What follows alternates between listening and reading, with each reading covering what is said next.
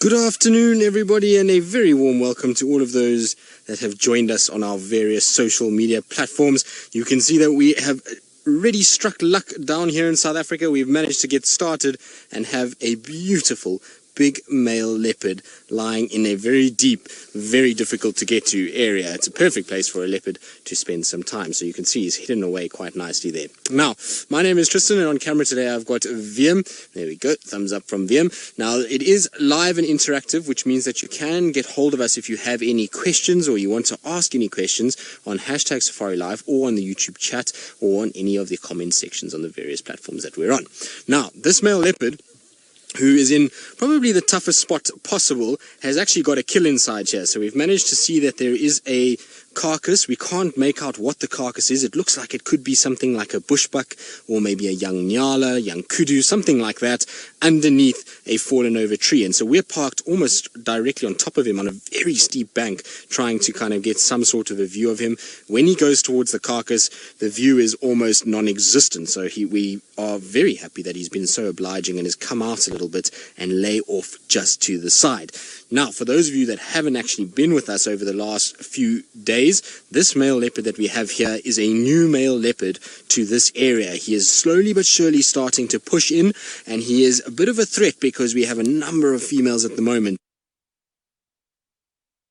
Seriously big threat to all the cubs that we have, and the dominant male that was in this area just doesn't seem to be responding to this guy's advances just yet. So it's going to be interesting to see how this plays out. We're almost in the midst of an epic saga that is going on. Now, Michelle, you say you love this Hukumuri male's eyes, so he does have intense eyes, doesn't he? And he kind of always looks quite wild-eyed and big eyes when he looks at you. He really does have a bit of character and something.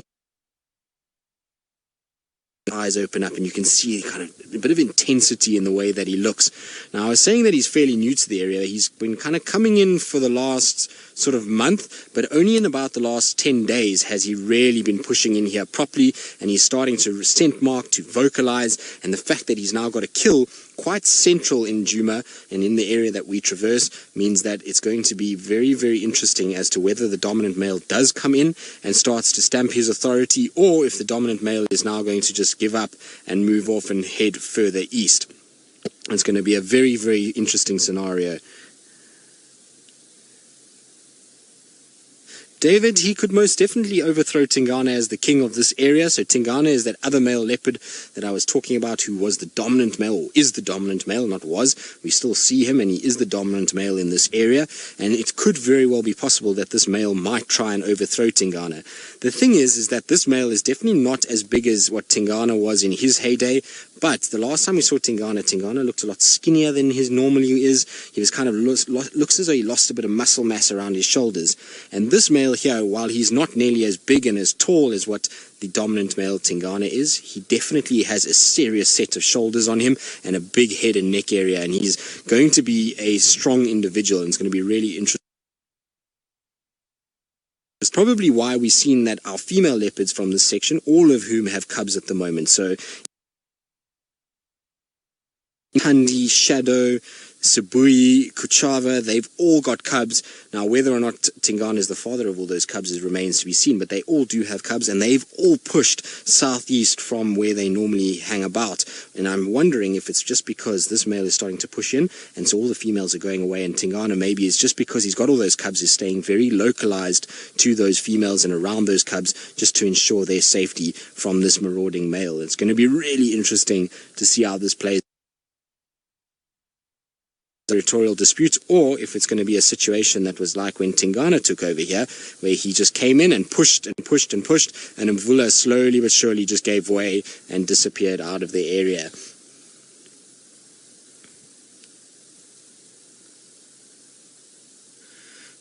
So Mary, you're wondering what would happen to Tandi's cub if Hukumuri found them.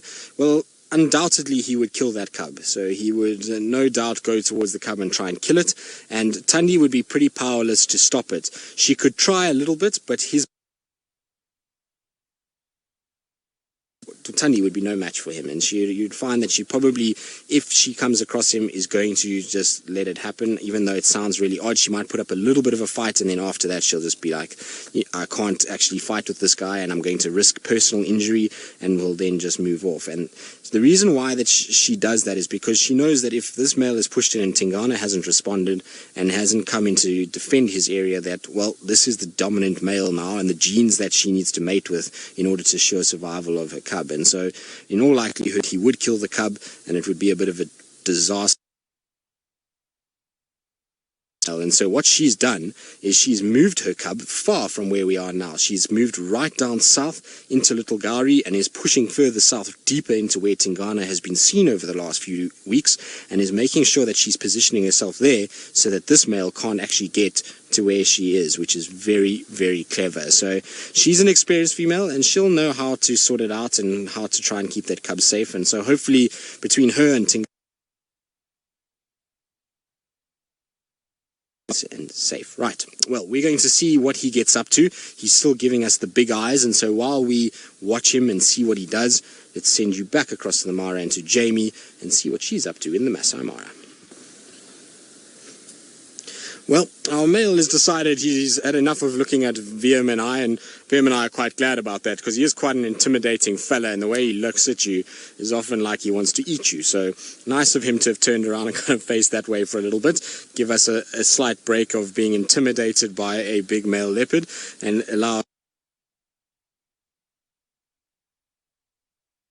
others on him. And he's also got a very kind of orangey color, quite different in terms of his coat color in comparison to the Tingana lineage or Tingana Karula lineage. They have a little bit of a different, more gold color, whereas he's more orange in the way that he looks. Also quite thick black markings in his rosettes. He's quite a good looking cat. I don't know, I quite like him. I think he's got something about him that's captivating.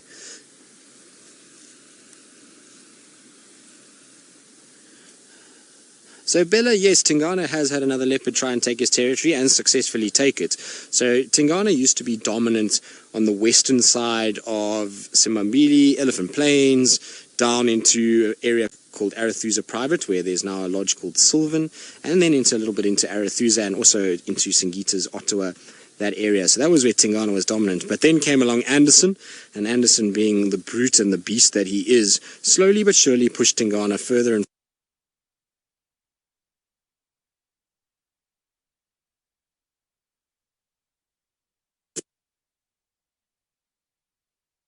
that when he got pushed by Anderson,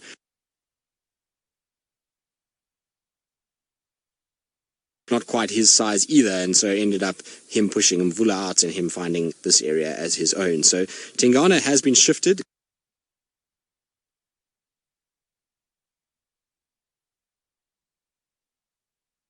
with another male. The problem with Tingana has got now is that he's got a real serious situation on his hands, because he's got two young males on either side of him. Both of them are in great condition. Both of them seem like they mean business, and we've got this male, the Hukumuri male, coming from the west, and then from the eastern side he's got Quarantine. And so Quarantine is not a small individual, and to his south he's got Kunyuma. So he's got kind of these three boys that are all around him, all young, all of them are healthy, all of them are in good shape, and it's going to make it very difficult for a 12-year-old leopard like Tingana to actually be able to sort of come up with a way to defend himself against these guys. It's going to be a task, and he's going to have to get himself into the game and try and come out with sort of bravado. So he's going to have to scent mark, vocalize, try and actually get into a situation where he's going to put on a big show and hope that these males back down and move away from him rather than actually challenge him. Right.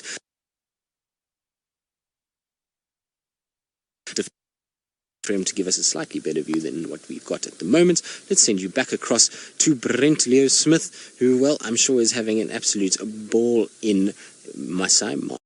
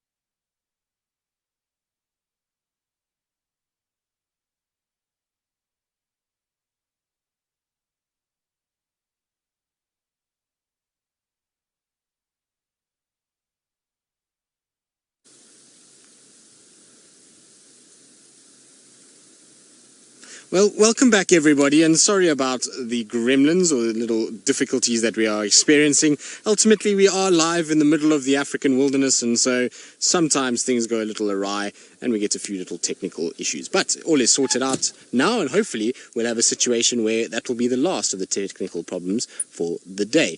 Now, we're still with our male leopard. He's relaxing, taking it very easy. I've got a spider web in my face, which we're going to get rid of. So there's another little difficulty to deal with, but that's all gone. So he's still sitting, relaxing in the shade. He's got himself a perfect spot. It's shady. It's a deep, thick area.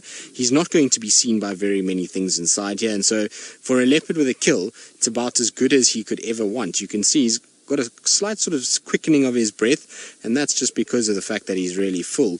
But otherwise, it's a perfect spot. I can tell you from sitting here ourselves that it's not very warm in this section. It's nice and shady. It's actually got a nice breeze blowing through today, so it is the perfect leopard hideout, that's for sure.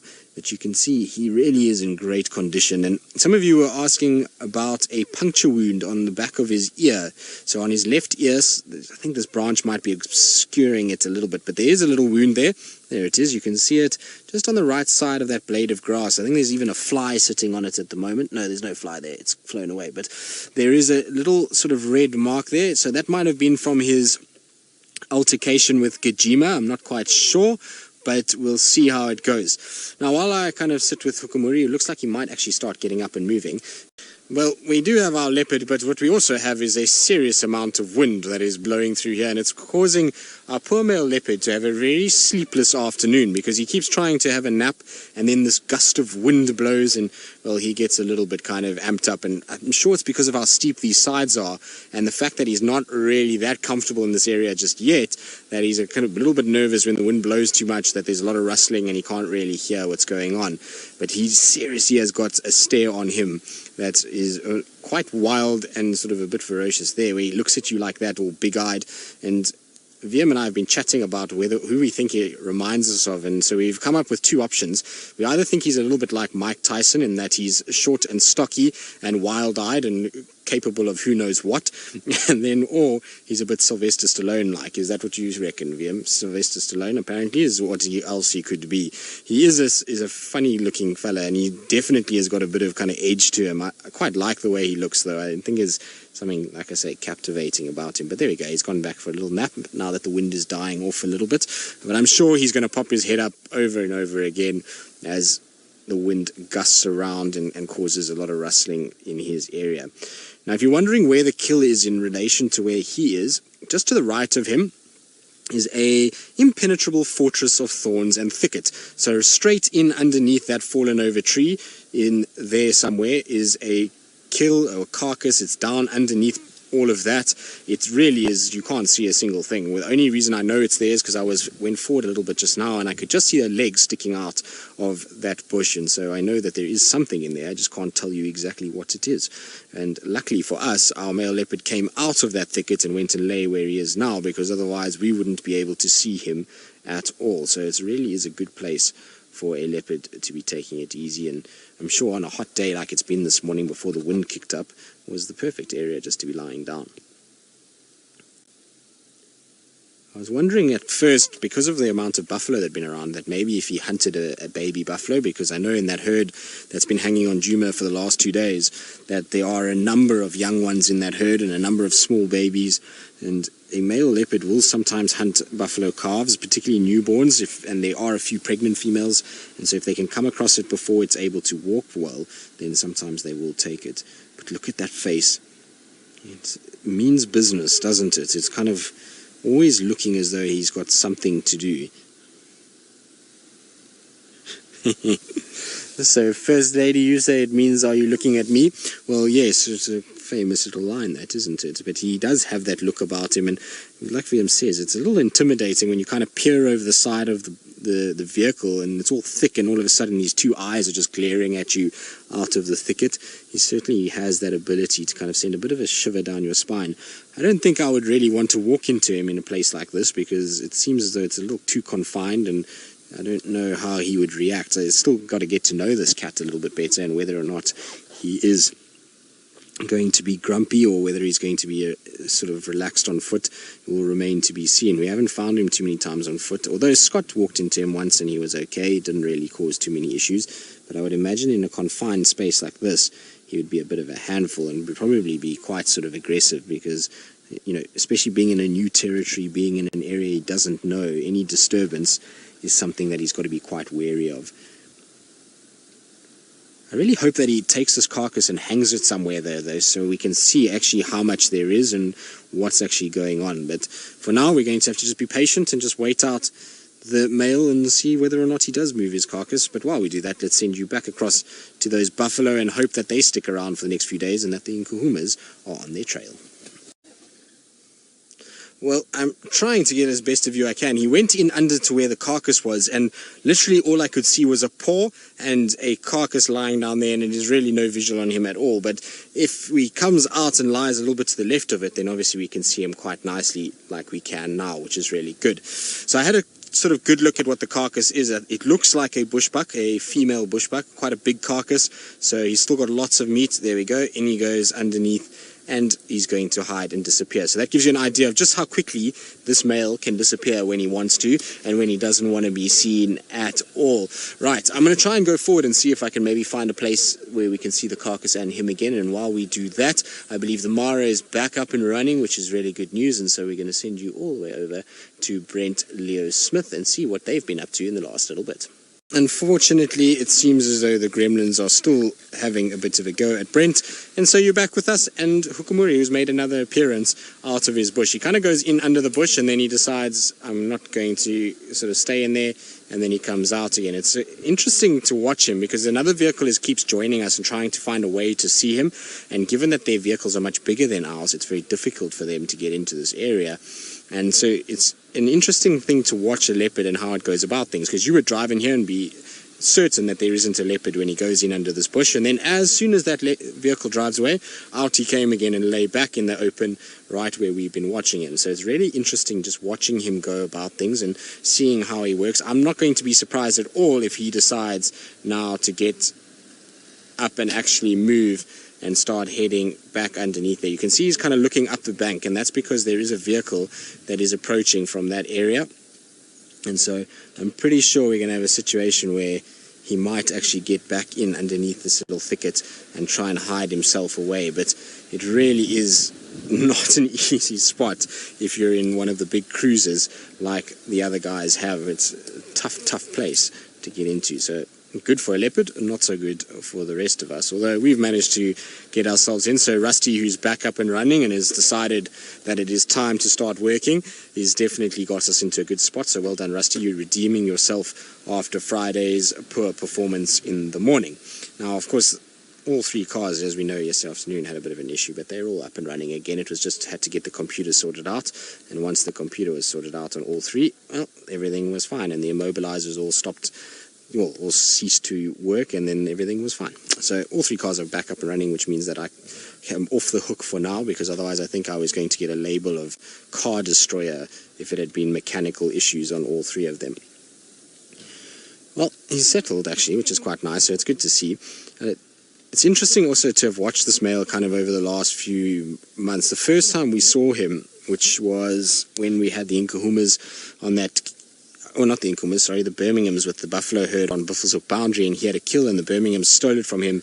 We couldn't even get within 200 meters of him. He kept just moving, and that's partly probably because of the lions chasing him off a kill, but also he was quite skittish. Now we're sitting with two vehicles on either side of him, looking down on him, and he seems to be okay.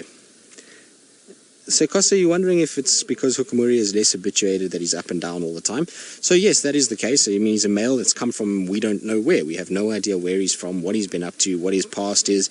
And so initially, as I was saying, when we first saw him, he was quite skittish. We used to get kind of close to him and then he'd run and move, and you never really got a great view of him.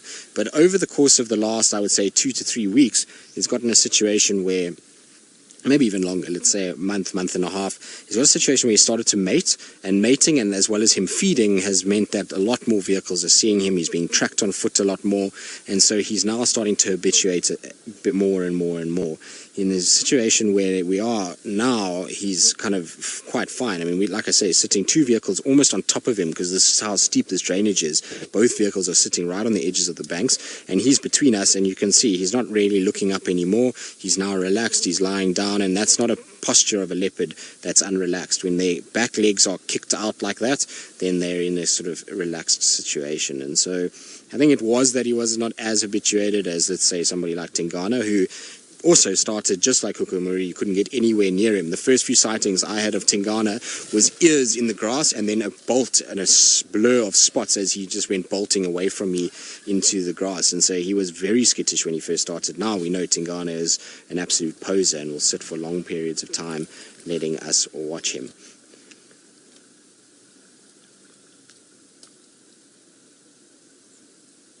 So, Lorena, you want to know if I consider Hukumuri an aggressive male? No, not particularly. I mean, it's not like he's given any trouble to us on the vehicles. He certainly hasn't growled at us. He hasn't charged us. He hasn't done anything like that. Also, haven't seen him in that interaction with Djuma. It's not like he ran in and tried to, tackle Djuma with claws and teeth and all those kind of things. So I don't see him as an aggressive male. I mean, I think he's been aggressive in the way that he's trying to take over this territory and that he's come in like a bang. He's scent marking and he certainly means business, but I don't see him as an aggressive individual. I think people see his eyes and the intensity and the way that he looks, and then they presume that he's this aggressive, bloodthirsty cat. But he's so far has not displayed any of those signs to us. He's been fairly relaxed and pretty docile, to be honest, and I think it's more just the fact that he looks quite menacing than anything else. But he certainly hasn't been aggressive in his actions, and we obviously don't know everything that he gets up to, and maybe he has chased other leopards, but for now he seems as though he's pretty much like any of our other leopards in that he does what he has to do in order to survive, and whether that we deem it to be aggressive or not is obviously anyone's guess. So I don't see him as an aggressive cat. He certainly hasn't showed any aggression to me. We get far more sort of snarls from Tundi than we've had from him over the course of the last few sightings that we've had. So I think he's actually got quite a relaxed demeanor, and it's interesting with this cat because he's kind of got two extremes. One, typically with Tingana, when you see him, Tingana always looks as though he's kind of fairly a little bit dopey, and his eyes are kind of quite sort of heavy. I don't know what the word is for it, but he has a certain look about him, and it's kind of how his character is all the time. But this cat either goes from extremely kind of sort of wide-eyed and a bit wild-looking and as though he's about to kind of go crazy, to the most dopiest cat you've ever seen. And I say dopey because he has, for some reason, a very long tongue. It seems to be much longer than others because when he pants, his tongue hangs quite low. And I actually have a picture of it that I took the other day, and I was laughing about it because of the way that he looks. So I'm just going to try and find it for you quickly, but there we go. Actually, I've got it right there. I was showing VM earlier. But he sits like this for long periods of time. He just kind of sits with his tongue hanging out just like that, and sometimes he even closes his mouth and the tongue just stays out. So he seems to have an abnormally long tongue. It's a little bit longer than others, and he seems to enjoy just kind of sitting, having it out, and that makes him look a little dopey. So he either has got the extreme of being this big sort of dominant kind of wild looking thing to this sort of dopey, tongue out, a little bit kind of simple in the way that he looks. Maybe this is the way that he kind of has been trained in the arts of the samurai, is to stay like that with kind of two different faces so he can blend in. Who knows? But it's an interesting cat. I was hoping that he was going to stay turned towards us because he did it briefly just before we kind of came out of the gremlin attack, and he had his tongue out and he was kind of looking at us with his tongue hanging out, but he seems to have tucked it back in the rest of the time. But hopefully he'll turn around just now and we'll actually get to see it, because it is highly entertaining, and I find it quite funny when he does do it. But so cool to see a new leopard, whether or not it's a male, and whether or not it's good for our leopard density that we have here, that's anyone's guess. But for me, I mean, it's always good to see new genes in an area, new genetic codes that could be kind of brought in, and ultimately it's needed, because if you think about what we've got currently at the moment, is that we've got obviously Tingana, who we know is good genetic material, but he's got Tundi, and Tundi has mated with him a few times and has produced, Kuchava, who could theoretically be the daughter of Tingana, who he's now mated with to produce cubs with Kuchava. So ultimately a new male is not the worst thing. It brings a bit of genetic variety, and we also have a situation where if he didn't come in, Quarantine could have been the next one in here, and he then would have mated with his sisters in Shadow and Tandi, and Kuchava is a sort of relative of his too. So a new male, as much as it's not nice because we've got cubs and there could be a situation where the cubs are killed because of this new male, for the population and for the genetic variety that we need out here, it is not the worst situation at all. So, you know, it's hard sometimes to look at it from that perspective because, well, we get very attached to these animals, but at the end of the day, we also, you know, it's always good, like I say, to have a bit of new blood.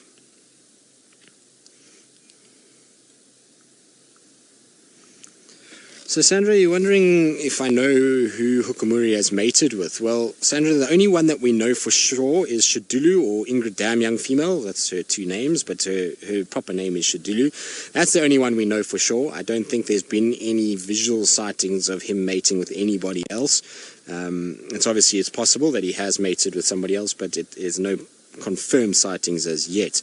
I'm interested to see what happens when Tiani comes into heat for the first time, because that's going to attract obviously Anderson and this male if he still moves around in those areas, and also what that means for Shadulu. Does Shadulu then start coming here because he is now in this section and he's spending a lot of time here? Is Shadulu going to start shifting and we're going to see another female starting to come into the mix? Because that's going to create a serious situation, because we're then going to have a situation where we've got Inkanyeni, Sabui, Kuchava, Tandi, Shadow, and Shadulu all just in this eastern little block here, and that's going to cause a serious amount of conflict within the females. It's going to be just too tight an area, and that's also forgetting about Not Barbara, because Not Barbara's also got to be around somewhere, and so there's really not that much space for these females. But I would be very surprised if Shadulu doesn't shift this way because he's here. She'll want protection if she's now fallen pregnant from this mating, and that might force her to start coming and using den sites that Shadow used to use on that sort of eastern side of Arathusa or western side of Djuma. So that's going to be an interesting kind of development that will take place as well. But that's the only cat we know for sure that he's mated with. I would be surprised if he has mated with any others and we don't know about it, but we'll have to see how this plays out and who he ends up mating with in the future.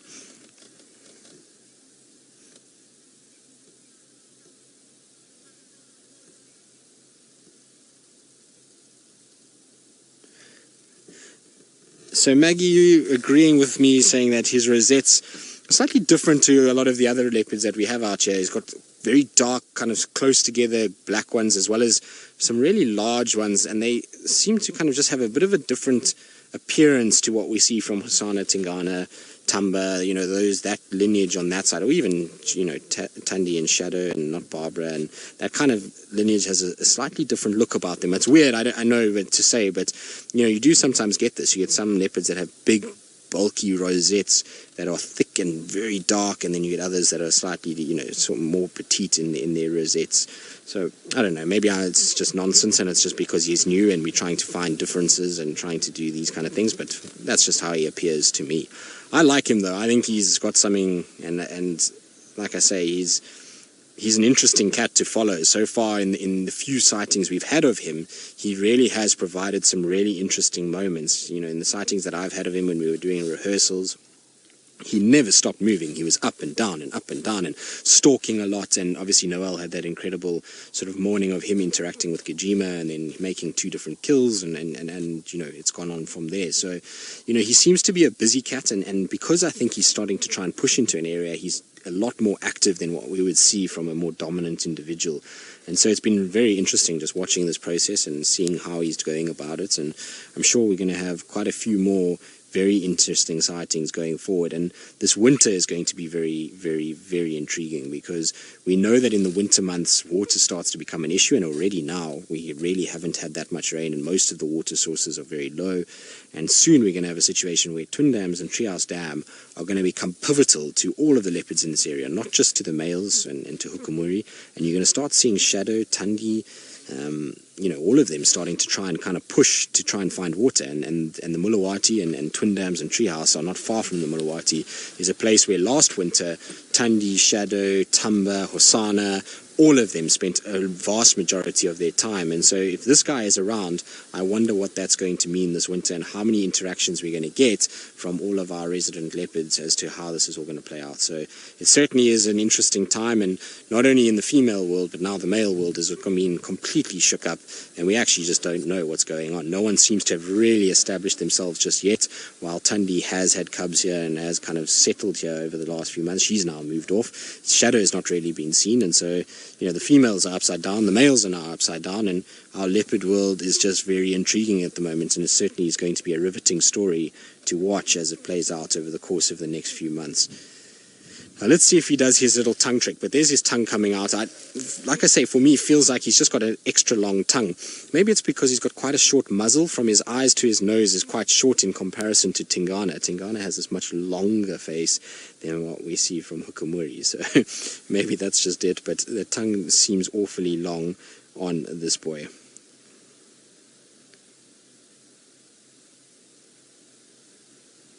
Kathy, you're asking if we didn't see 2 new male leopards in the area last week. So, Kathy, on Friday, if that's what you're referring to, Friday we had Hukumuri and Djuma. Now, Djuma is not a new male leopard. Djuma is a leopard that has been seen quite a few times by Brent, Jamie, Taylor, James, Byron. The guys have seen him around. He tends to hang a little bit more north of us on Buffelshoek, and every now and then drifts in around sort of Buffelshoek Dam and the northern side of Djuma, and we kind of get these brief glimpses of him from time to time. So he's not an unknown new male. Hukumuri obviously is a newish male to the area, and especially because he's starting to dominate and scent mark and vocalize and these kind of things, that's why he's kind of being deemed to be new into this section. Other than that, there is another male that is around that is not seen that often, but definitely does occur in this area, and he's called Mfokazi, and he's on Buffelshoek and has been seen very close to where Djuma and Hukumuri met up on Friday. So he's also a newish male in the mix. Other than that, though, no, there's no other new males that we've got around this section. It's pretty much all the same players at the moment. I'm interested to know, though, what happened with Tumba, because Tumba was on a kill on Arathusa and Hukumuri went straight that way, and we haven't seen Tumba since then, but there was no reported fight or any sort of interaction, and even tracks that went towards each other. So I'm hoping little Tumba got out away from Hukumuri before he even got into that area, or maybe, Tumba also is a marching cat, so you never know where he could be either.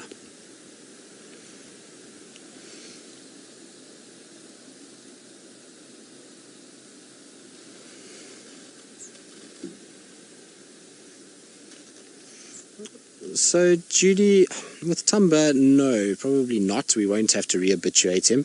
Even though we're not seeing him, others around us are seeing him. So, he was seen for a long time by the Chitwa, in Koro, Arathusa guides down in an area called the Nets, which is south of Chitwa. So he was seen a lot there. Then he kind of pushed through Djuma in December, and we had that one sighting of him, and then he kind of went into the Manyeleti, where he was seen by vehicles.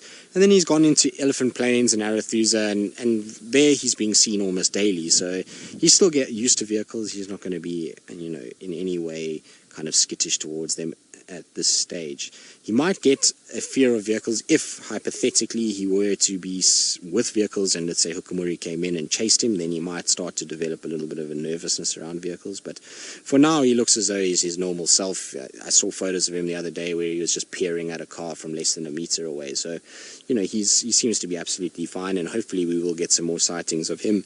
But ultimately, it was going to be a situation where either something had to give. So either Tumba or Hosana, one of the two of them, or in fact both, are going to have to either leave this area or distribute somewhere else, because we just don't have enough space for the number of males that we currently have in this area.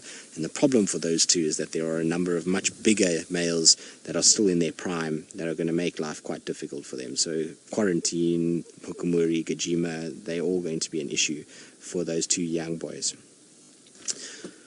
So, Ravinda, you're wondering how big Hukumuri is compared to other leopards. Well, Ravinda, it's obviously always such a debate that goes on and rages, and you never really can know unless you see them together. What I will tell you is that Hukumuri, to me, he's short. He's a very short leopard, and I've seen videos of him mating with Shadulu female who granted, is a larger female. She's not the biggest female, but she is slightly larger. And there's not really much size difference between the two of them in terms of height and length. But what Hukumuri has that a lot of other leopards don't have is a very broad, stocky shoulder set.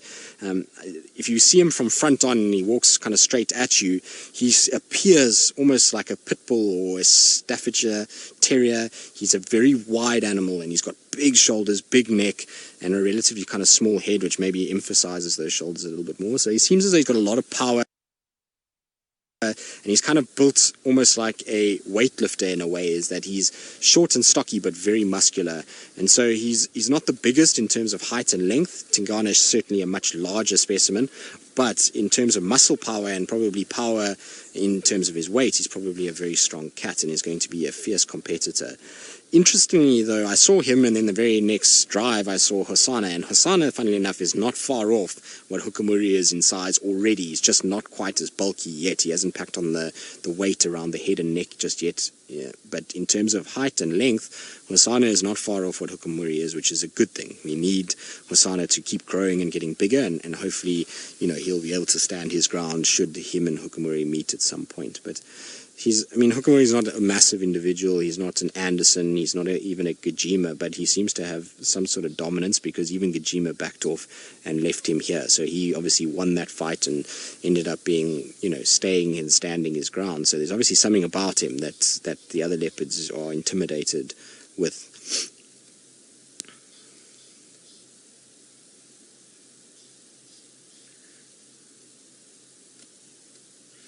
Right, so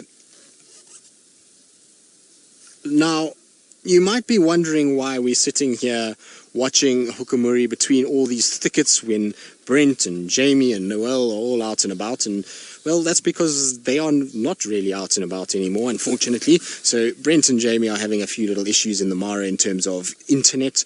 That seems to be going up and down, maybe a bit of bad weather between where they are and where our service provider is in Kenya.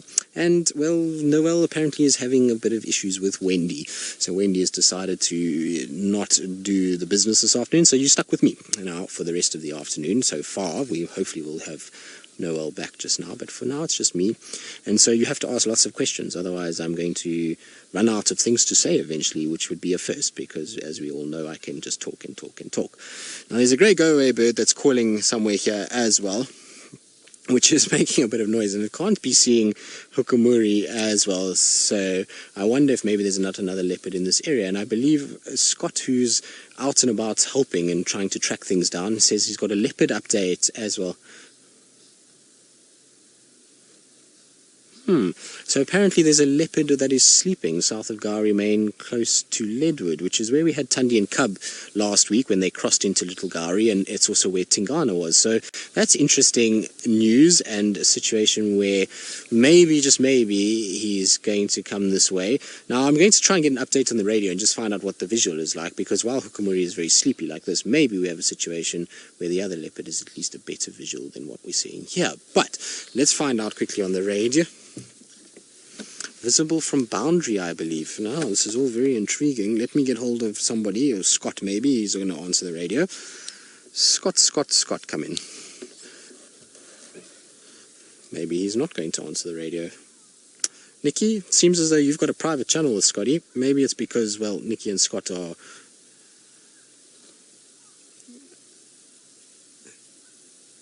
So Scott says to me that he's not in the sighting, so he's not sure, but there is other people. Copy that, Scotty. Just confirm, was it being run on Eastern Channel or on the Northern Channel? So I'm just trying to find...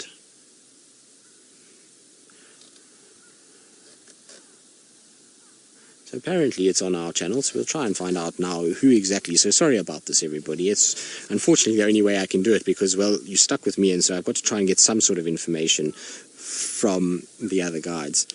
Which station's on lock with that leopard off Gowrie Main? Yeah, Prem, what's the visual like?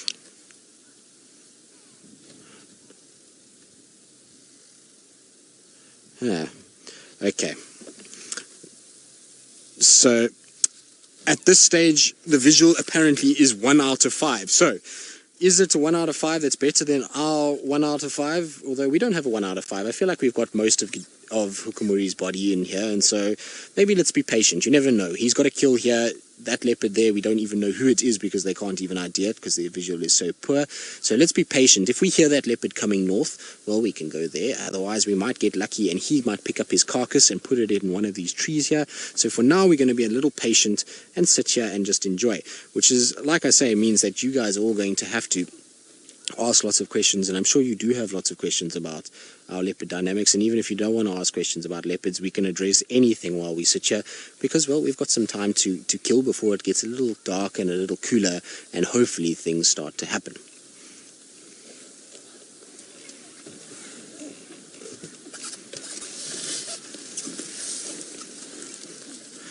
So, Raw Jack, you're wondering, have I ever seen a black leopard in Kruger? Raw Jack, if I saw a black leopard in Kruger, I think I would just, I don't know actually what I would do. I'd probably be running flick-flacks down the road and then a sort of somersault to finish with maybe even a pirouette, because a black leopard in South Africa is seriously uncommon. In fact, I don't even know when the last documented black leopard was, but it was in an area outside of Kruger, mountains to our west in the Drakensberg Mountains. And so it's something that we don't see here, unfortunately.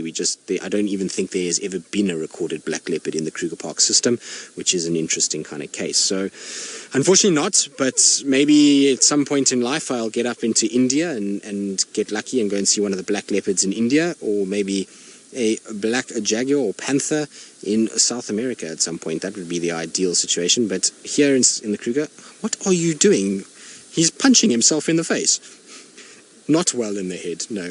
There we go. In underneath to try and get to his kill. So what we're going to do, you see, he is like Mike Tyson. He's just going to sit there and hit himself and pretend like he's a punching bag on his own. So what we're going to try and do is we're going to try and see if I can get you guys a view of this kill and this carcass. It's going to take some maneuvering. I'm probably going to have to pierce my right side of my body and almost give myself a ear piercing and a shoulder tattoo as we try and get through this little spike thorn on my right hand side. So please forgive me for leaning in so that I don't really feel like getting hit by it. Okay, now Wiem, hold on. This is a bit of a maneuver that we've got to do.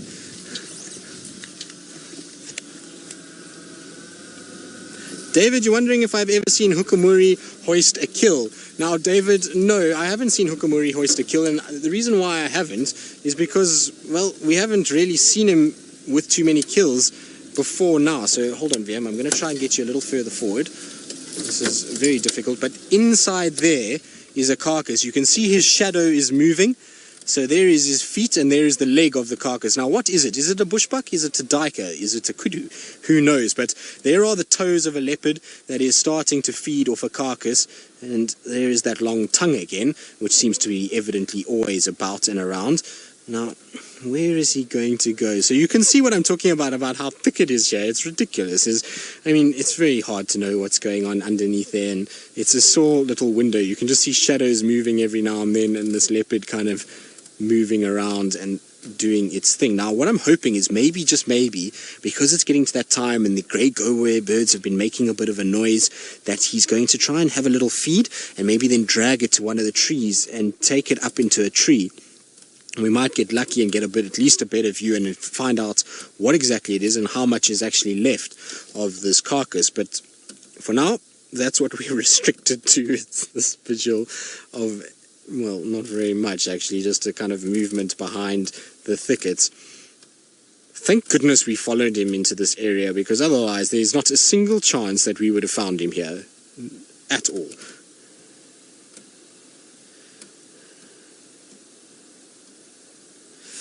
Ooh, Sandra, you've just given me a very good thought. You are wondering if I'm going to collect his scat so that we can submit it to Panthera so that they can start doing their tests on it and we can start to get some sort of background history on him. That is a fine idea, Sandra. So far, I haven't found his dung yet. He's urinated a lot, but I haven't seen him defecate yet. So as soon as I do, I will most certainly grab that because, well, it will be a new male leopard to add to the database. And so it's a fine idea to be able to do that. Actually, funny enough, even get a little incentive for that, which I'm sure Vildi and I can organize and spend on some apple juices. Vildi, what do you think? Is that a good idea? Vildi's giving me a wry smile from behind the camera saying that that's a very good idea. So we shall, hopefully he will defecate somewhere where we can get to it and not underneath a bush like that. But there you can see his shoulders, and the camouflage of a leopard is absolutely unbelievable. You can see how he just blends in to the environment. Now, I do apologize if you hear some squeaking sounds with the wind that's blowing. We have a tree that is right up against the side of the car that is rubbing on the car, and so it's squeaking from time to time. There it is. There is the tree over there. So you can see this tree right here is the one that is touching and squeaking on the side of the car and is causing a little noise every now and then. So I do apologize about that. Unfortunately, can't really do much about it because this is the only place I can actually get a view of what's going on. It also sounds like that other leopard has gone, by the sounds of it, further south into Little Gari. It's not ideal as well. That means that there's very little visual of that leopard, and so we might as well be just a little patient and just see. Maybe we can get some, maybe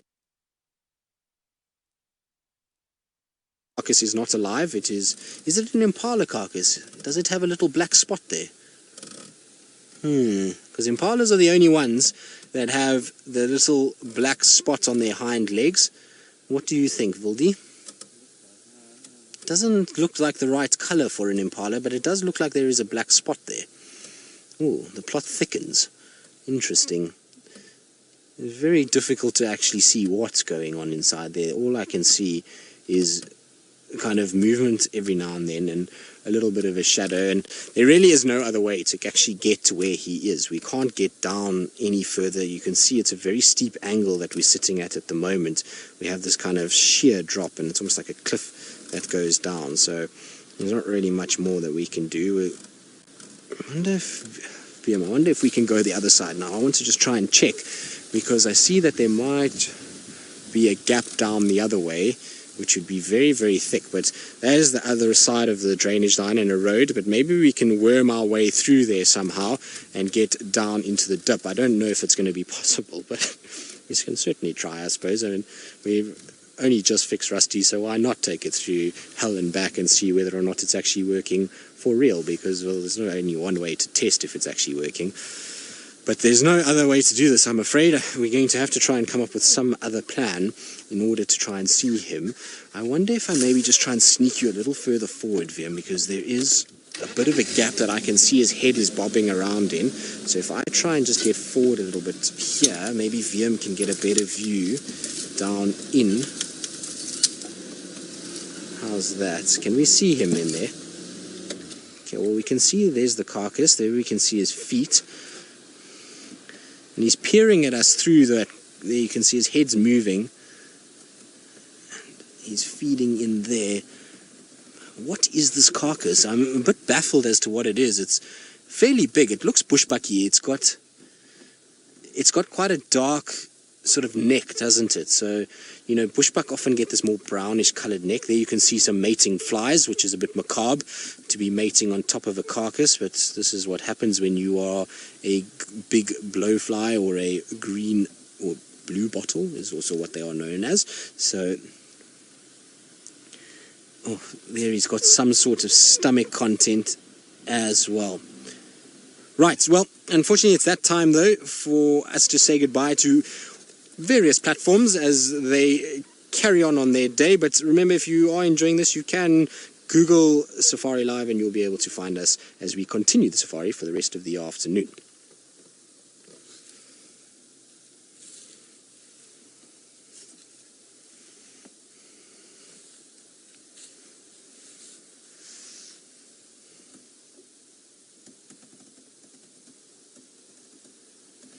Right, now Tuxon is calling me, so just hold on. Go ahead, Tux.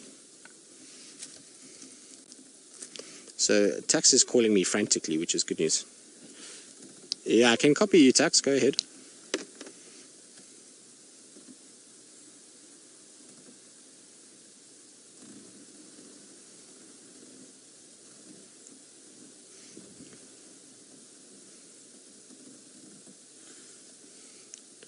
Okay, copy that. Thanks, Tux. Yeah, I'll just stand by here. Thank you. If she comes north, let me know.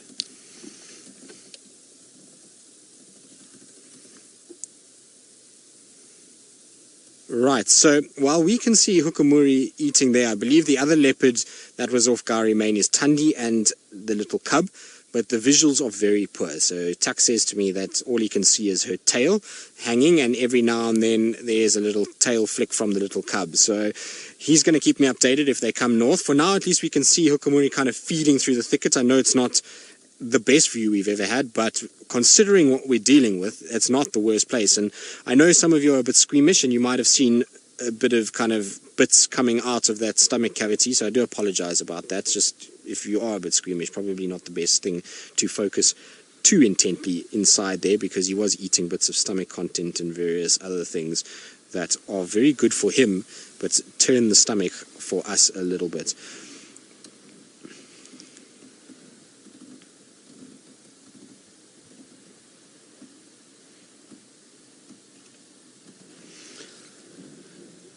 So Lauren, who's in Illinois, you want to know if not Barbara is going to be safe from this Hukumuri male. Well, no, not either, I don't think. And she's at a tentative age, because theoretically he might recognize her as a female that could potentially be mating material later in life. But because it's still with Shadow, and because not Barbara is still reliant on Shadow, he might see it as an opportunity that Shadow's not going to mate with him because this cub is around, and he might then go after her. So it's difficult to say. It could go either way with her. She's on a fine kind of line as to whether she's going to be safe from Hukumuri or not. I surmise that no, she won't be. I think Hukumuri, probably given the fact that he's kind of on a bit of a warpath and he's really trying to assert himself, I don't know if he's going to be that tolerant of not Barbara, but you never know. I mean, it's possible. She's still very young, though. She's not going to be able to mate with him for another year, which is a very long time, and so it's a situation where I think that she's probably would be in quite a lot of danger. Luckily for her, though, her and Shadow have been hanging around quite far south from here. We haven't seen them in this area for quite some time, and so, I think maybe she's seen the threat and has moved off. I know they were seen on Hofmanns recently, and they've been seen in Little Gari and as far south as Vessels. And so, Tandi and Shadow are both very clever females, and they are quite perceptive and know what's going on. They'll hear, they'll be able to smell, and so they're going to take their cubs wherever is safest for them.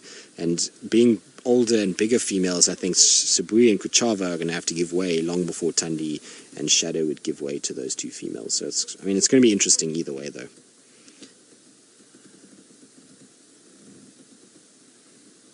So Chantal, I've also just seen that as well, and you saying, are those white stripes that you're seeing on the body when he moved the kill? Indeed, so it looks like a young kudu. That's what it looks like he's got. Is there two? So that's interesting. There might actually be two kills. You might be right, Wiem, because it looks as though there might be two different sort of colors of fur and thicknesses of fur.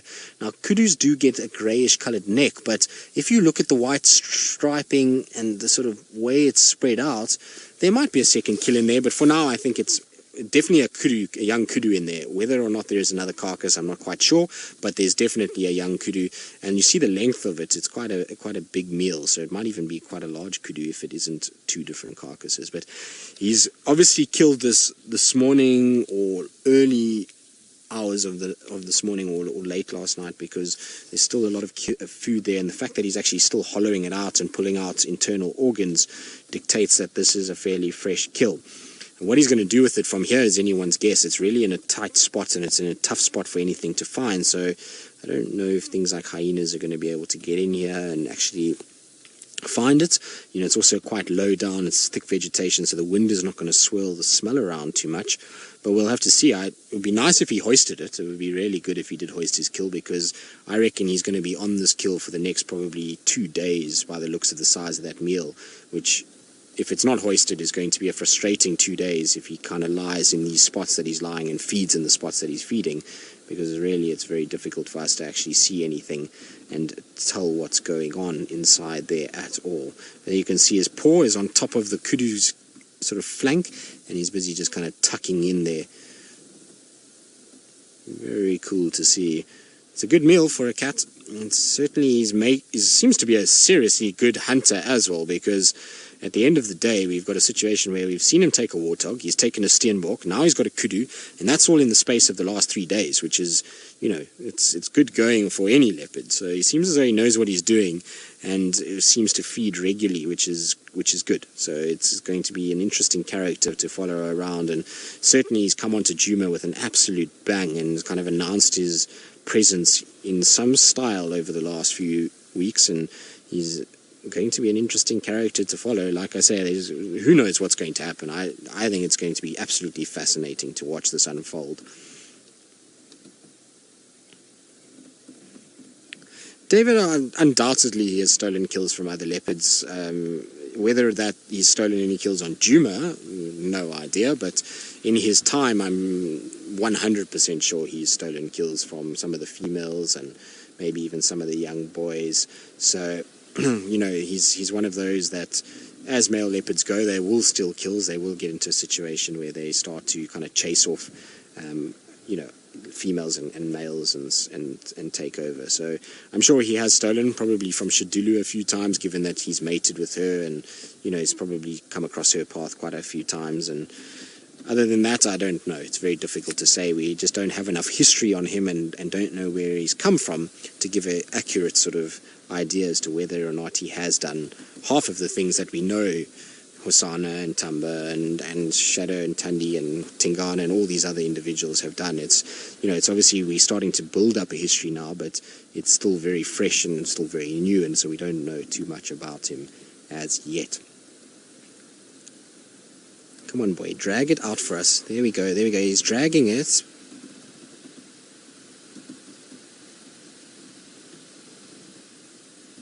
So Anna, you were also wondering about whether or not he has a higher success rate. Well, I mean, like I say, it's difficult to know. We don't really know, but he certainly has been successful over the last few days. And given that we've had rainy weather, that it's summer, the animals are at their fittest state, he certainly has done very well for himself lately. So he seems as though if he can hunt in summer, which is the hardest time for any cat to be able to find food, and he can find a lot of it, then he should be absolutely fine for the winter time when it gets drier and it gets a lot harder for these animals and they become weaker. Then we should have a situation where hopefully, you know, he'll be able to be quite successful. It's going to be interesting. We're going to hopefully follow him around a lot and see whether or not he is very successful, as successful as somebody like Tandi, or if he's a little bit sort of unsuccessful in the winter months. Who knows? It's going to be interesting. Like I said, we just don't know enough about him to really formulate too many opinions as yet. Now I'm going to just try and reposition again, because to me it looked like he dragged that carcass a little bit further to the left. Can I see him? Can you still see him there, VM? Yeah, I don't think we'll see him from that. No, okay, so we won't. So Linda, you wonder if he's if he's intimidating to other leopards. Well, I would imagine so, for sure. He's a new male, he's big, he's bulky, he's means business, and so I'm pretty sure if Hosana or Tamba sees him, they're going to run away, or they're going to try and come closer, and he's not going to meet them the same way that Tingana has, and they're going to have to get out of there quick. In terms of females, probably not. You're going to find that Tandi, Shadow, they're so experienced that they'll have a situation where they'll just pretend like they are in heat, or that they are in some way interested in him, and they'll flirt with him and try and just kind of throw him off a little bit and try and kind of keep him away from the cubs and just act as a sort of barrier to them. Shadulu, we know, is mating with him, so she's not a threat to him in any way, and he's not going to intimidate her. He's going to kind of see her and she'll be fine, unless she's on a carcass, in which case obviously he'll take that and she'll kind of have to give way. But you know, the older females, they'll have played this game before. Tandi and Shadow have both been through multiple male takeovers, and they have learned from that. They'll know exactly how to go about their business and how to sort of, like I say, run interference in order to keep them away from them. Now, VM says to me that apparently he's licking his paws. I can't really see anything, so that's not a great sign. It means that he's probably finished now, and he's just going to try and find himself a spot to rest. Hopefully he will come out, though, and start heading into an area where we can actually see him again, because for now it really is very limited visual at this stage. But let's see. Let's try and kind of maybe work something here. Maybe if I just adjust our position slightly, I can get a slightly better kind of view. Problem is, I've got to try and get myself out of this without damaging Rusty in any way whatsoever. Don't think we're going to get another view, though.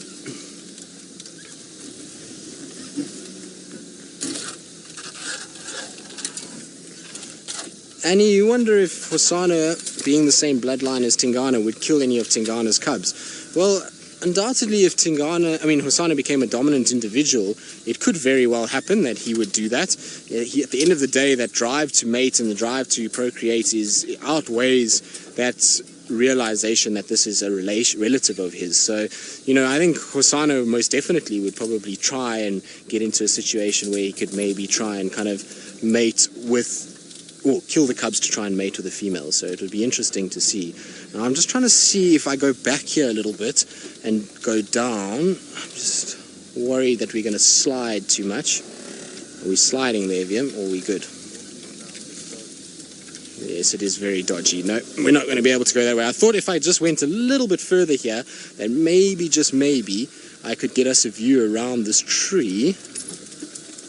No, we're going to end up going down, barreling into the drainage line. So let's not do that, because that's not going to go well at all, and I'll be in a lot of trouble. Breaking Rusty with a computer is one thing, but destroying Rusty's whole sort of body structure is not going to be a very good thing at all. So, Coco Kitty, you're wondering if Tundi has ever managed to keep a cub safe during a takeover. Well, she's had 4 litters previous to this, and she's managed to raise a cub from all 4 of those litters. So yes, she has managed to do that. She's managed to kind of keep it going.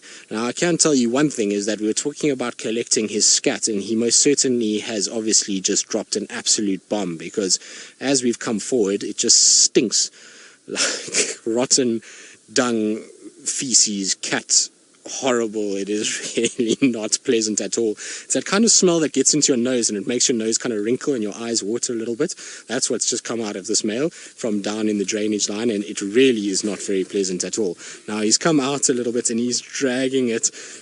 Buddy, that was not nice. That was stinky. And he's definitely dragging it, and he's looking up at a tambuti. Now, hopefully he's going to go up into this tambuti and put it up in the tree, because, well, that's going to be spectacular. So there's the tambuti tree there. But let's see what he does. He's at least dragged it out for us, which is great news. So that's at least kind of some perseverance there. He's got it by the neck. Let's see where he goes. He's marching it towards that tree. Come on, boy. Do it for us. Let's see. So we were talking about whether or not he hoists his kills. Here it goes. Let's see what we get out of him. It's going to be... The first part is probably not going to be much of a view because, well, at least you can see that he is a man over there, but he's hidden behind a thicket, and then hopefully he's going to jump into that tambuti and we'll see him kind of climbing the top part. But if you weren't sure that he was a male, well, he's certainly showing off now that he is a male. He's got his testicles all hanging out, and off he goes past that tree now. So he's still going. There's another big tambuti. Hold on, Liam, let me try and get back for you quickly. So I'm going to try and reverse and try and get in here a little bit further.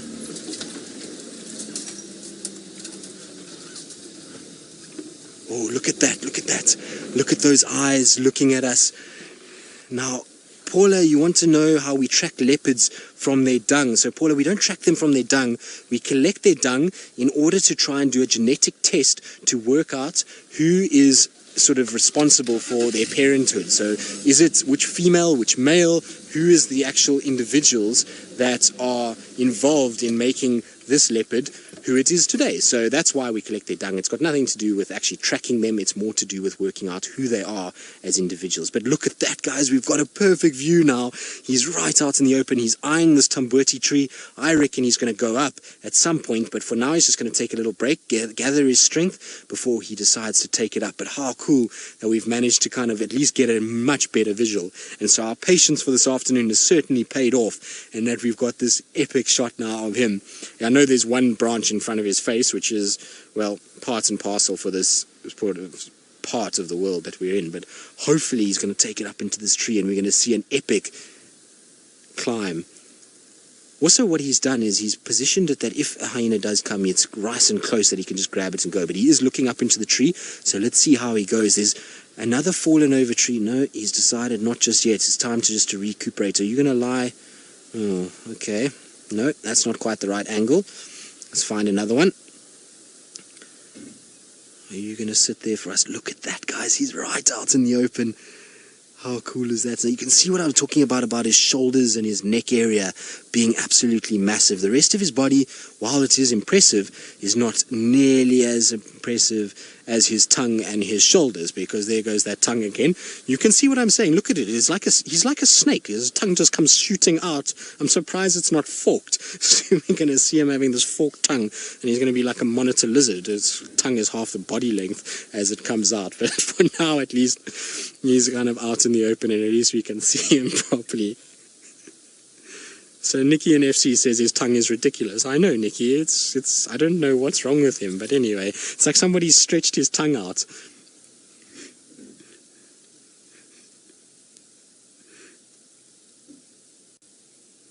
So Take Care, you're wondering why he just suddenly appeared here. Well, Take Care, what's happened is he's been a young male, much like, let's say, Hosana or Tamba, somewhere else, in wherever it may have been, and a big dominant male like Tingana has decided, enough with you two, I am not going to put up with your presence, or enough with you, I'm not putting up with your presence, and you now need to go. And so the dominant male is going to chase this young sort of upstart out, and that male is going to become a nomadic individual for some time. He would have then traveled around and gone all over the place, and he would have gone into a male's territory, and that male would have been too strong and pushed him away.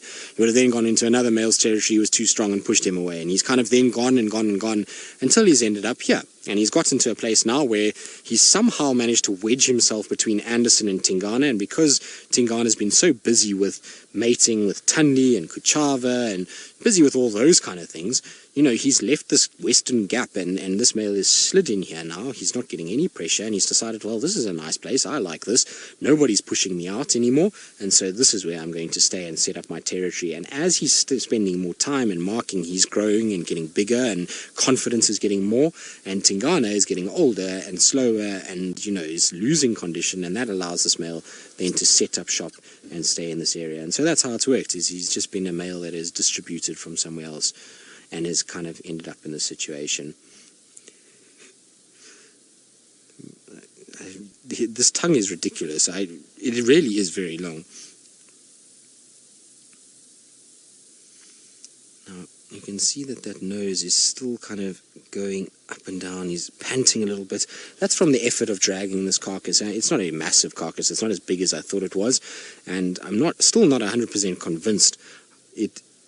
Is it a kudu, or is it looks kudu-ish, doesn't it? Yes, it is a kudu. I can see it now that it is. So it's, you know, he's dragged that around. It's made him at least a little tired, and that's why he's probably got a situation where he's just grooming himself, resting, getting his strength up before he starts to hoist it up.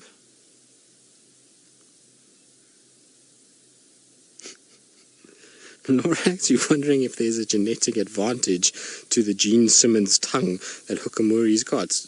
No, I don't think so, other than the fact that he's going to be the most well-groomed cat in the whole of the Sabi Sands, given that his tongue is about the size of his whole face, and it's just one lick and he cleans himself. But other than that, no, I don't think so. I don't think there's any sort of genetic advantage. Of course, like I say, it could just be a kind of weird thing, but I don't know if anybody else... I am indeed, and we've managed to get somewhat of a better view, albeit feeling like we are standing on the edge of Mount Everest slope, because it feels like we're about to go cascading into the pits of this drainage line any second now. But that's what the things we do to be able to get to see the leopard better, and certainly have a much better view than what we did earlier. And so far, Rusty's handbrake is holding, gear is holding, and, well, everything looks as though everything's going to be okay.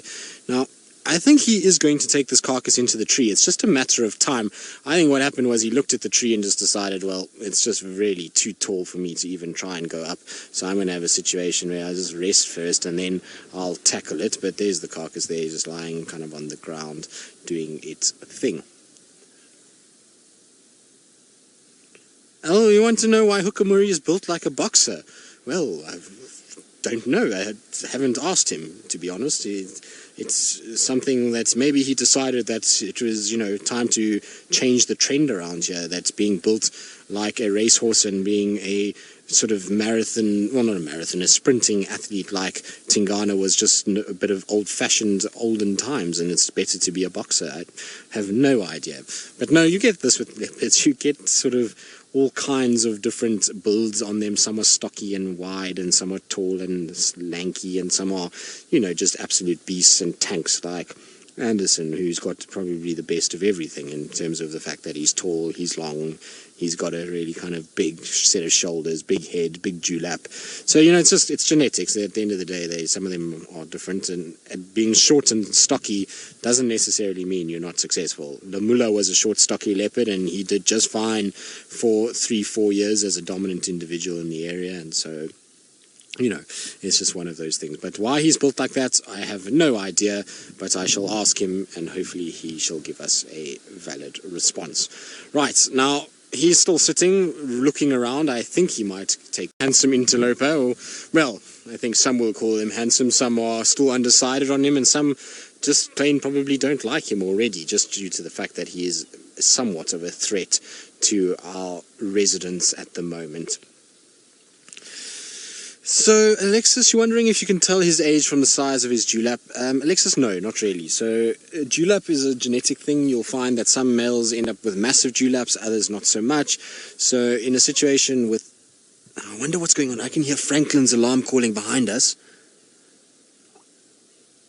Really alarm calling a lot, and he's all of a sudden up and looking. Look at that. He's wide-eyed, and he's listening. I wonder if there's not another leopard somewhere around. Because the Franklins have all of a sudden got very, very loud. Sorry, I'll get back to the question now, but definitely all of a sudden the Franklins started to go, and he perked up immediately. So let's see what happens. But while we kind of wait and to see what's going on, his age is not necessarily is a dewlap dependent. So, you know, we see Anderson, who is a big male, fairly big dewlap, quite young. Tingana, big male, big dewlap, little older, and then you've got males like Lamula, who I referred to earlier, which was a male that was dominant in the south of sort of Djuma's section, so in Hoffman's vessels and then into Arethusa a little bit. He had no dewlap, and he was almost 10 years old when he disappeared, and his dewlap was very, very small. So it's not always the case. What we can use to sort of age-wise and to indicate how old this male is his teeth and his ears and his face. Now, you might think, well, why can we use those things? So his ears, if he's an old individual, if you take Mvula or even Tingana, lots of markings on his ears, lots of tattering, lots of kind of cuts and scrapes, whereas his ears are fairly well-rounded. There's not too many cuts in there. There are a few, but not too many, so that would indicate he's more on the younger side of life. Then you look at his face. Yes, there are some scars, but he's not heavily scarred. And then his teeth are probably the biggest giveaway. His teeth are very white in coloration. They are not nearly as yellow as if you had to look at somebody like even Tundi, Shadow, or Tingana, which are the leopards that are much older than this individual. So he's definitely on a situation where he's a lot younger. I would place him somewhere at around 5-6 years old. That's where I think he is. Right, now he's up and moving and going up on the bank on the other side. I've got to try and work out how I'm going to get out of here, because that's going to be quite difficult. Swoop, you say he's got beautiful bright eyes. He does have beautiful bright eyes. He is a beautiful individual. So, like I say, I quite like him. I know he's not a firm favorite of many people at the moment because of the danger he represents to a number of our sort of regular leopards, but I quite fond of him. I think there's something about him that is interesting, and I'm intrigued at how this is all going to play out and go sort of through. So it's going to be an interesting couple of kind of months, and as we kind of see what goes on. Now I'm going to try and get myself out of here and try and sort of stop myself from getting stuck, and so while I do that, I'm going to send you off to Noel, and hopefully when you get back we'll get another view of that amazing male leopard. I would also agree with you, Tris. I was thinking that he was possibly about 6 to 8 years old, but I'd be interested to hear what you think. And that's just from seeing him a couple times, but he's a nice big tom. Now we've got our elephant back on screen. He is a young male elephant. I'd put him in his mid-20s, possibly up to his early 30s.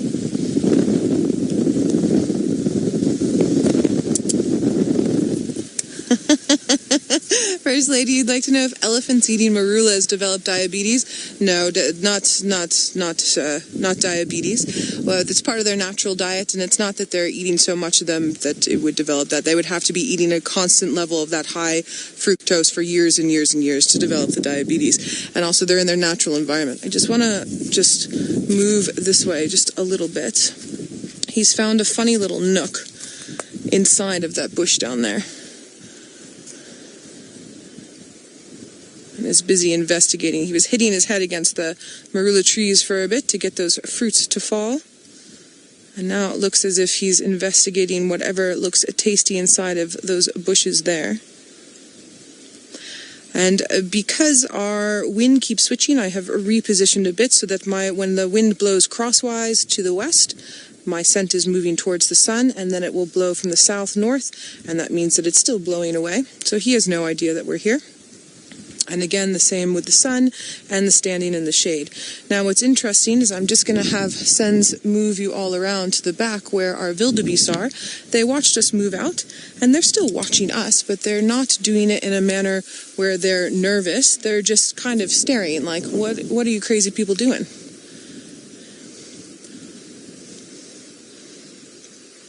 Djuma, you'd like to know why the wildebeest bop their heads. So Djuma, sometimes it has to do with those nasal botflies that I was talking about. And then some of it I just think it's a natural tick. So when they're doing it every now and then, it's the natural tick. But when they're doing it consistently, it's that nasal botfly that's trying to crawl into the brain there, and they're trying to blow it out. So you can see they're kind of watching us, but they're not too fussed. It is going to start to get dark shortly. I was hoping for that bit of backlighting, and we did get one nice frame, but there's some clouds that are pulling up, so it's getting a little bit darker. And we've got a beautiful view of our elephant now. He's come out from the bushes, and he's just standing, showing off his fifth leg by that termite mound, as male elephants like to do. They're very improper, those they're very improper, those male elephants. Still investigating his marula trees and marula fruits. And notice that a lot of the time, this time of year, they're not going for any of the bark. Even though that bark is very tasty, they're actively going for the fruits. And they do that different times of the year to utilize one food source without overutilizing it.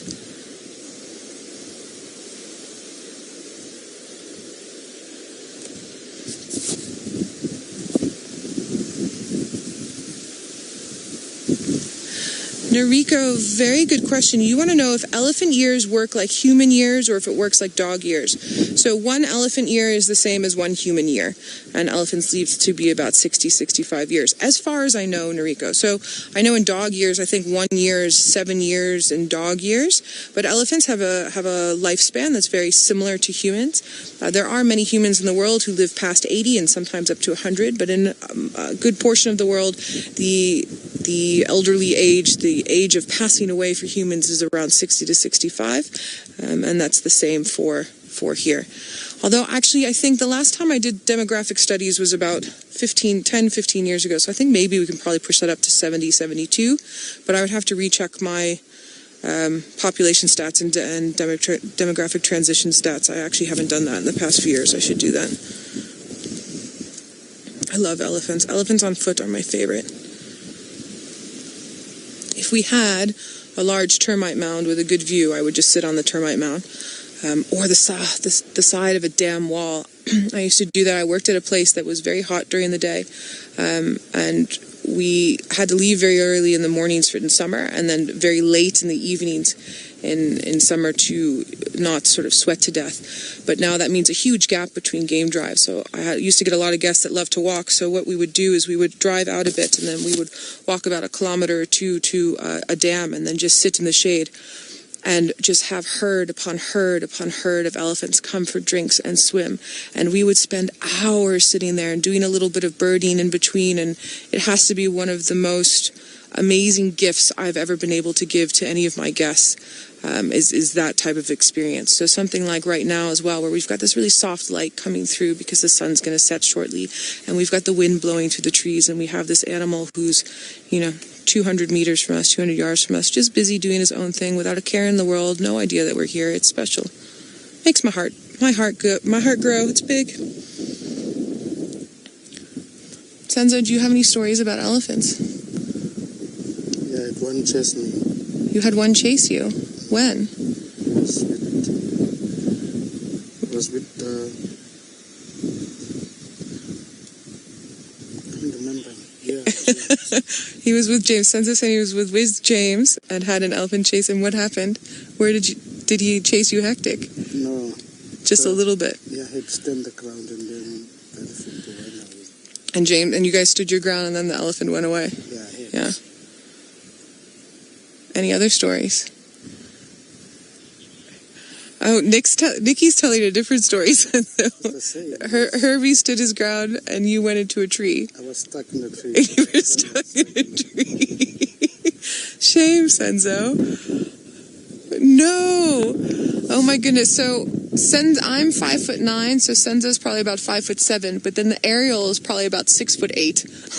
It's very tall. And so, yeah, of course that would definitely get stuck. So Senz has this backpack that he wears that he hooks the camera to, and then obviously the Ariel is like the one that we have on the car to help transmit the frequencies. Shame, man. I can only laugh now because you were safe. I wouldn't laugh if something had happened. Although I do laugh when people fall over. I'm not a very good Tristan has found our leopard again, so I think let's head on over to him, and Senzo and I will see if we have more stories for you. Well, we have found him again. Didn't go very far. He just went round the corner, basically, but it was difficult to kind of see where he was. And so we've positioned ourselves now where we can at least get some view of him. He's a funny cat, though. Everything is done quite quickly, so it's not like he'll sit there and be very relaxed, and then all of a sudden he'll decide he wants to do something, and he does it with absolute relish and gusto. Even grooming, kind of gets at it quickly and sorts himself out and then goes back to chill mode. But he is certainly a very impressive animal. When you see him from the side like this, it's just, look at that. There's like I say, something about him that just is captivating in kind of holds your attention just for a second. I don't know what it is or why it is that way, but for me, that's how it kind of looks. Jared, is this Jared in FC, Nikki, or are we a different Jared? Because Jared in FC is having a go at me because he says that I have a cat crush. Jared, if you did not know by now, it is a symptom of my nature that pretty much anything that has those rosettes on it inevitably becomes my favorite thing in the world, and I end up just loving it all. So I'm sorry that this is the way it is.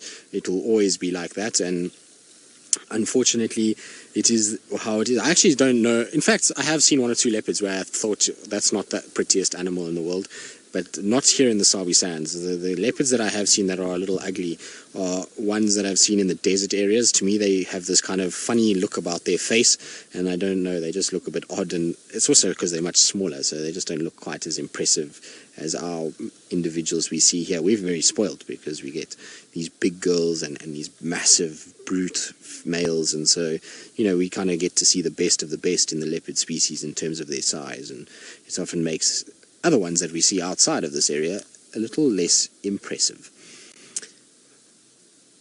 But yes, Jared, I suppose I do, to answer your question. Hopefully I'm not being judged by it.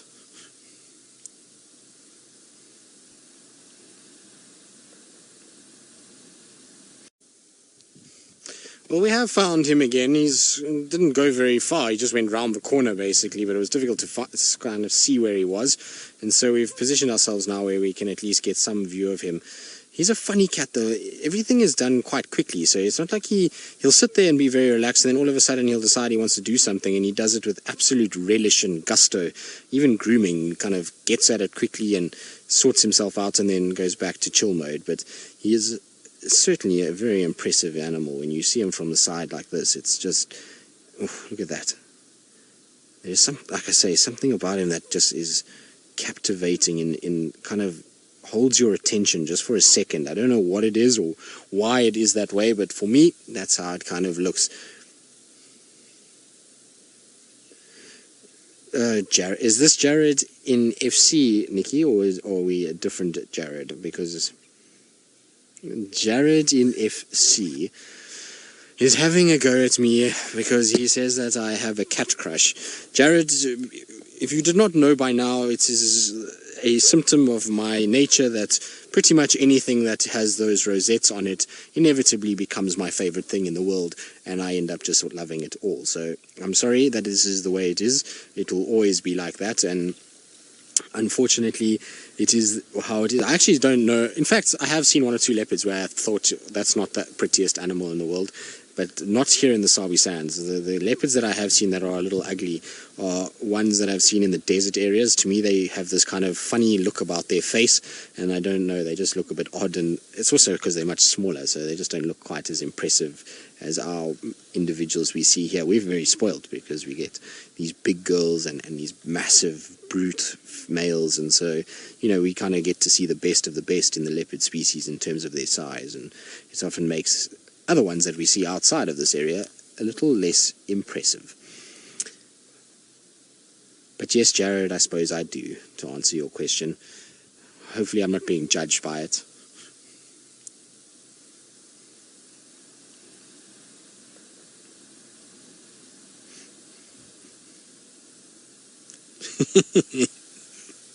So, Tulaan, hello Tulaan, nice to hear from you again. You want to know whether I think his tongue is long because he's like a tiger. Well, I don't know, Tulaan. Maybe it's because of that, but maybe it's just because he wants to be able to lick his face behind his ears and all around and make sure that he's very clean. I don't know, but he's a little bit like, don't you think he's a little bit like a anteater or a pangolin? Now, Tulaan, if you don't know what a pangolin is, I want you to try and see if you can find a picture of a pangolin with its tongue out. So try and see if you can get a picture of a pangolin with its tongue out, because they have very long tongues, and they do like what he does and stick their tongue out, and they try and kind of lick up lots of ants and things like that. Or an aardvark, they also have very long tongues. So maybe he's more closely related to an aardvark and a pangolin than he is to anything else. Now he's starting to come back towards where the kill is, so let's see, maybe he's going to go and hoist his kill. Don't tell me he's stopped down there. Has he stopped down there, Wiem? It looks like it, doesn't it? No, now that's not a nice place for him to have stopped, because I don't know how I'm going to actually get anywhere near there. If he's stopped in that little gully system, it's going to make life very difficult. There's the kill right there across from us.